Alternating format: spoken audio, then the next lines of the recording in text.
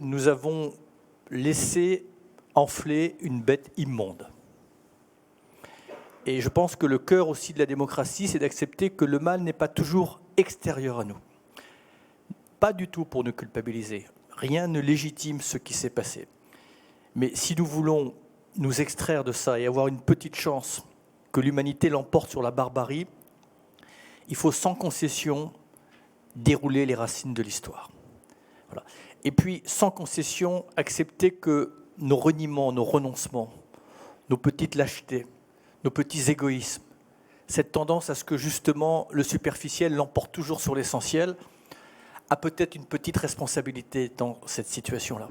Je dis ça parce que si on se contente simplement de penser que c'est un événement isolé, si on se contente simplement de nommer les choses en disant c'est du terrorisme, donc une forme de folie, mais si on n'essaie pas de comprendre comment on en est arrivé à ce stade, comment certains ont développé une telle haine à notre égard au point de sacrifier leur vie et d'en détruire d'autres.